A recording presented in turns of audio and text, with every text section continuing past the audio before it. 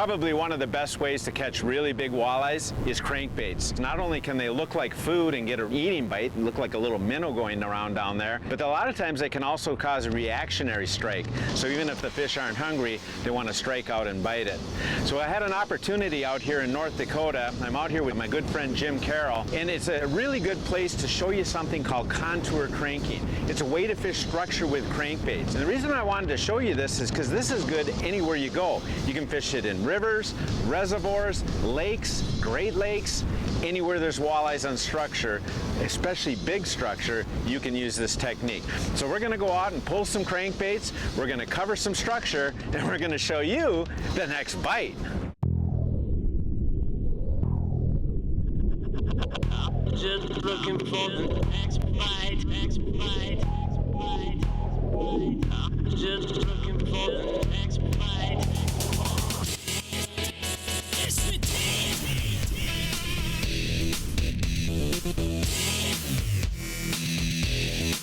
And I tell you what, the monsters are in here.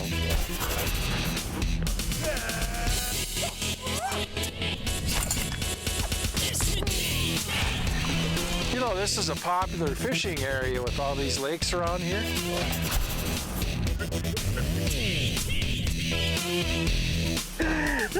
That's so awesome!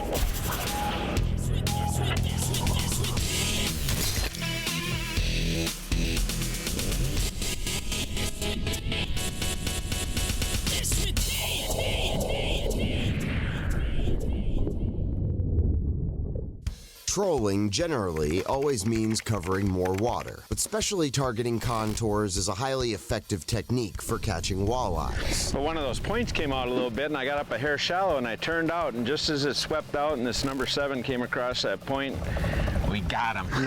Nice chunky fish. Yeah. Think of this situation like how mice run along the safety of walls. So the more accurate you can be with keeping your lures running along the multiple contours at once, the greater your chances of catching more fish.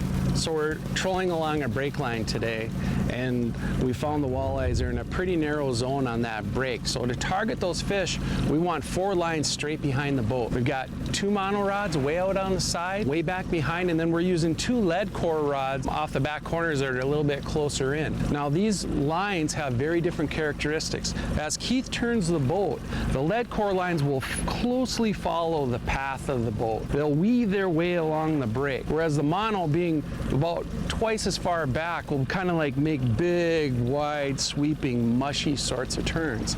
And so that combination is really good together. The other thing it does is allows it, we don't get things tangled together. So you can imagine if we had 4 lines right in the same zone as he's turning the boat, and all those lures are digging in and stopping and changing angles, they might get into a big mess, right? Because we have that separation, it's a lot easier for us to troll along. And then the last point, the thing to think about is these lines actually put different actions on the bait. The lead core is much more no stretch. So you can see when you watch a rod tip, it's much more herky-jerky. It's putting a little bit more action. When that bait digs in, it's digging it along. But with that mono being so far back behind the boat, it's much more subtle. So that's a good thing that we have 2 different actions. Sometimes it's a mono, sometimes it's a lead. Either one will help us put more fish in the boat. Big bender here. What do you think? I like. I'm gonna slow us down. I'm gonna get this line out of the way. Yeah, maybe to clear the deck here a little bit. Why, you don't got control of your fish or what? Huh? This is a good one. This is the one we want right here. Just one? Well, one after another. How much line? Better grab the net. We're getting down there. Had that number 9 on there. He's coming. How much line you got left? About 17. 17. 16. Boy, he's staying 14. down. He's staying down really nice. I think we're gonna like this one, Keith. I see him. He's a good one. Come on, baby. He's a good one. Stay buttoned. Shaking his head. Stay buttoned. Get him, Keith. Oh, I got him. I got him, Jim. I got him all right. Nice. Gotta get this singing. Fish. Oh, look at there. Yeah. All right, let's see what we got. Look at how it's chunky. And it smacked it. Look at Yeah. here. I think I can maybe get a small. Look at here, Jim. Can you grab that lure out of there? aren't you? Yeah. Ow. Yeah. Yeah, just grab it out of there. Right in the tongue. They're hard to unhook when they get There, in got there. him. Unless if you're good at handling fish like some of us are, right? Look at there. Nice chunky one. Look at how green its back is. Almost look like a Winnipeg fish up there, you know, with that big green back on it. Very, very nice. We put on that little bit bigger lure. Number 9 flicker minnow. Slick mouse color. Slick mouse. Always color. a good color everywhere, but certainly did the trick here. So nice fish, Jim. Very, very nice. And he just doubled that rod over. It wasn't a really big bender, but it was a pretty good bender. All right, big girl. Very nice, very nice. The next bite is brought to you by Mercury Marine. Go boldly. Tracker boats. Fish the finest. Bass Pro Shops and Cabela's. Your adventure starts here. Berkeley. Catch more fish. And Motorguide. Accuracy matters. Closed captioning for the next bite is provided by Power Pole, the ultimate in shallow water anchors.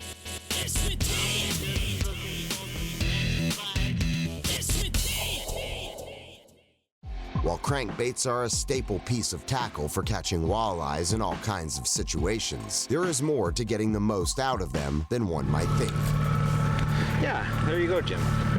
Something's wrong with this picture. Fair. No, it seems very fair. No, something's wrong with this picture. Very fair. You want to switch? No. While colors and sizes are going to be a key developing factor, there is an even more basic but essential detail that needs attention first. So one of the important things you always want to do when you're crankbait fishing, whether you're just putting a lure on or you bring in a lure after catching the fish, is always test its tune. Basically what I'm doing there is just putting it in the water, giving it a good sweep and watching what happens. Just don't have it running, actually give it a good sweep. Now in this case, the bait was moving a little to the inside, so what I need to do is move the eyelet the way I want the bait to go, and that's to the outside. Got a nice little tool here that all I got to do is go alongside it here, clip it once, let it tick, then I'm going to throw it back in the water and test it. Still needs a little bit more. This thing is adjusted so that it's just moving that eyelet a little bit each time it pops. It's just moving that eyelet a little bit more. There we go, perfectly tuned, so it's going nice and straight. That's going to let that bait get down to its maximum depth. It's also going to give it the action that it was designed to have. So make sure you're tuning those crankbaits. That'll put more fish in the boat. Fish on, big one. What? Big fish. Oh yeah, on the lead. Oh yeah. Fish on the lead. That's a netting fish, a no-doubter netting fish. Kind of sliding towards you, Jim. Okay. Maybe Clear mine. I don't know what you're gonna do. Maybe reel up, yeah. Yeah, I think I'm just gonna get him right out of the way. Yeah, I think that would be a good idea with this one, man. Get that out of the way. There's my another leader. one. All right, here we go. Back on, Jim, get him! Yes! Yes! Yeah. That's a good one there. Old pink lemonade. Yeah. They're in the mood for a little lemonade. Look at that one. There's the bait.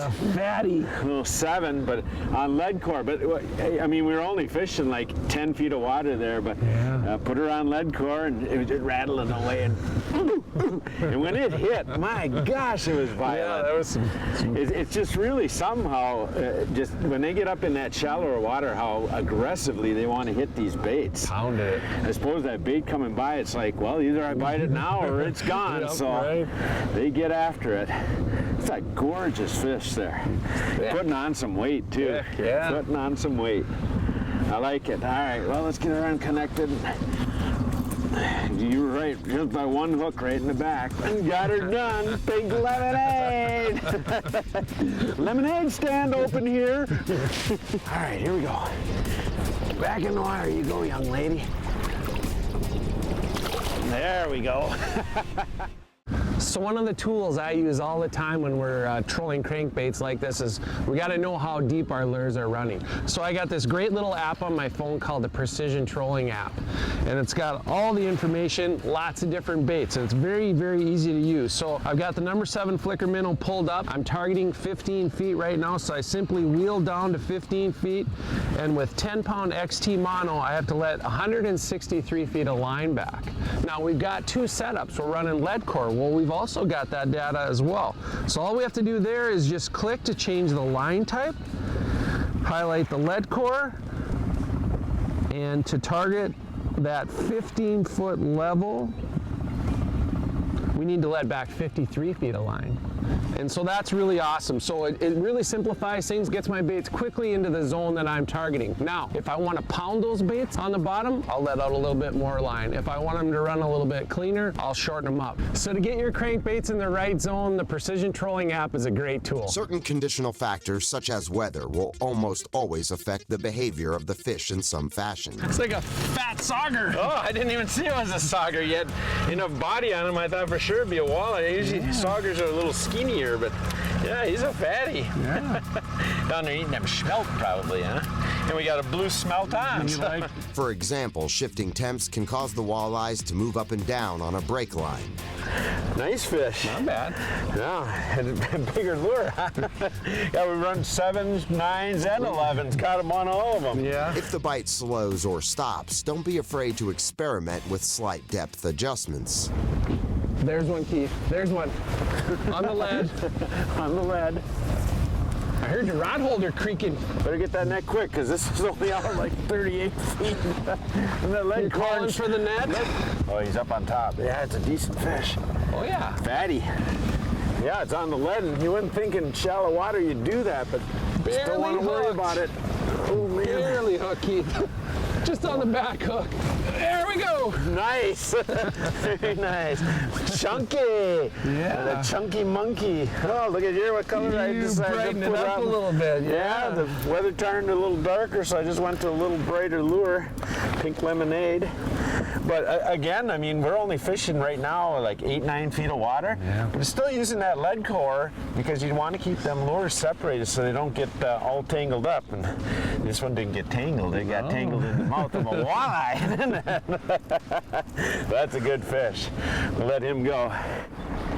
There's two aspects to bow control when you're out here structure cranking. The first is speed. The second one is obviously the steering. So for speed, what you really want to do is I like to use my kicker engine. You know, typically we're going to be up in that 1.8 to 2 miles an hour. Maybe if it's cold out, you can go a little slower. If it's the middle of summer, a little bit faster. But what I like to do is set my kicker so it's pushing the boat just a little bit slower than what I want to be running the baits at. Then what I do is I use my electric trolling motor in the front. You know, 30-40% is going to be plenty, but that gives me that little extra speed. That way, if all of a sudden I get around a corner and the wind starts pushing hard, I simply slow down my trolling motor and I can pull back down to that speed I want. If all of a sudden a gust of wind is coming at me, I can speed up a little. So this one's giving me the steady speed. The electric trolling motor is giving me the fine adjustments. Now the second thing is that the depth control is real important. When you set your baits out there, you got them set to run a certain depth.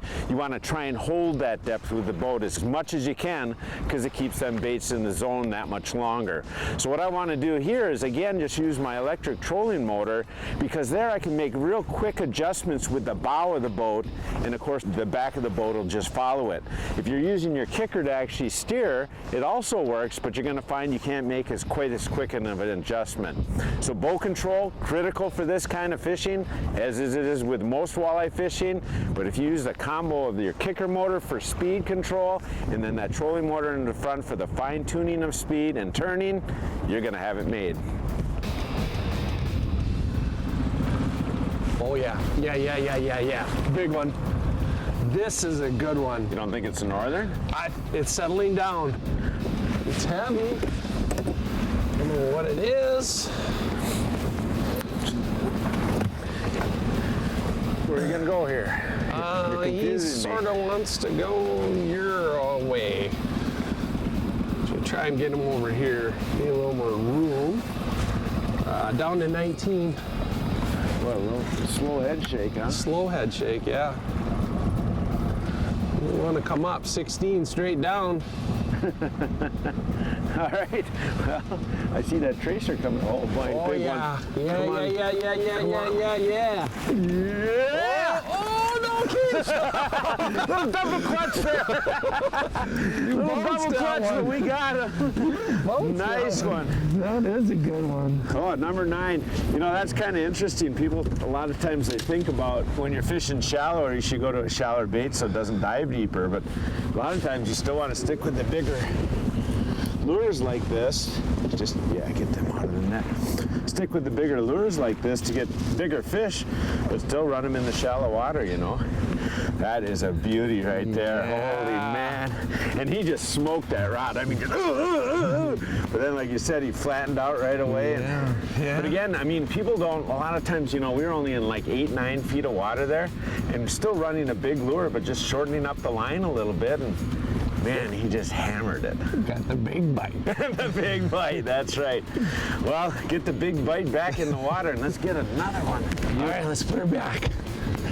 That is such a nice fish. Such a nice fish, very nice. The next bite is brought to you by Mercury Marine. Go boldly. Tracker Boats. Fish the finest. Bass Pro Shops and Cabela's. Your adventure starts here. Berkeley. Catch more fish. Lowrance. Find, navigate, dominate. Motorguide. Accuracy matters. And PowerPole. Swift, silent, secure.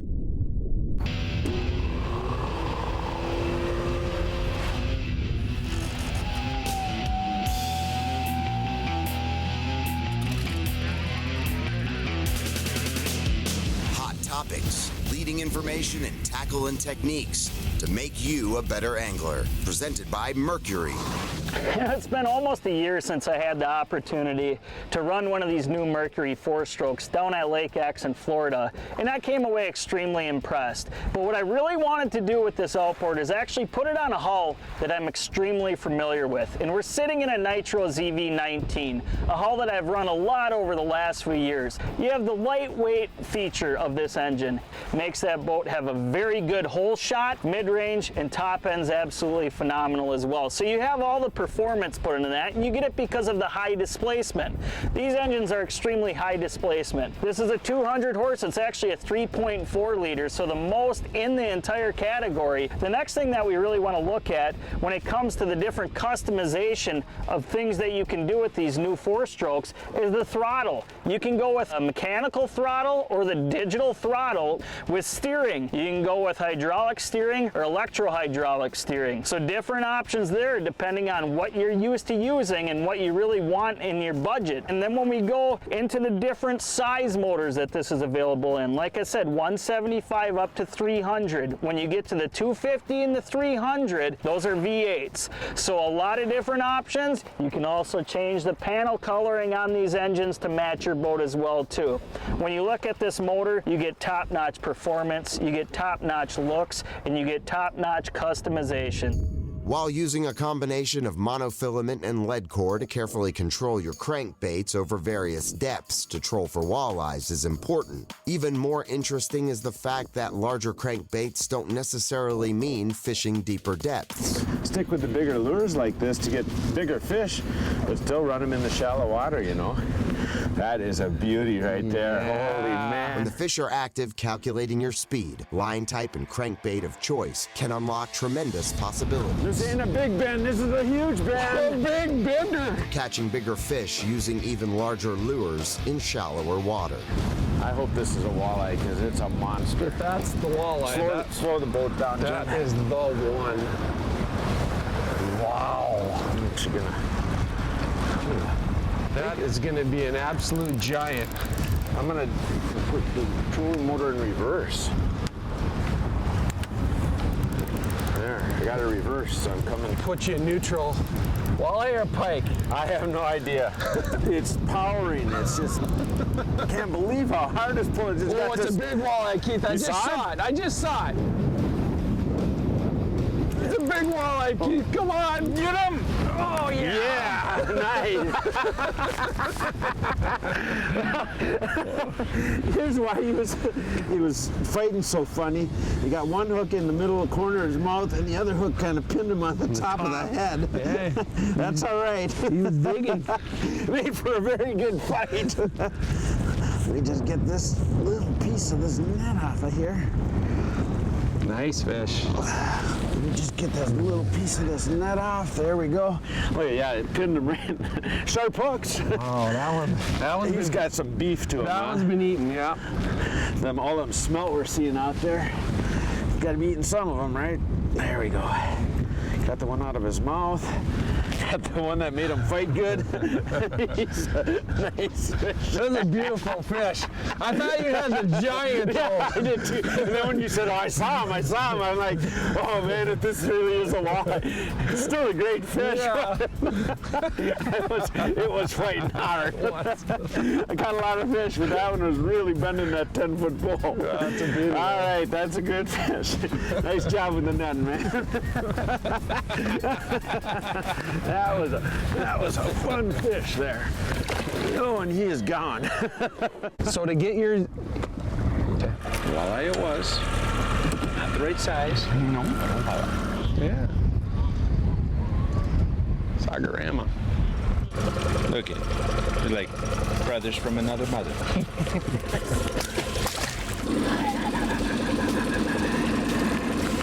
I'm thinking edible. Edible. It's either nettable or edible. I'm ready. You're like a cat ready to pounce. Yes. Wowzer. Looks like a striper.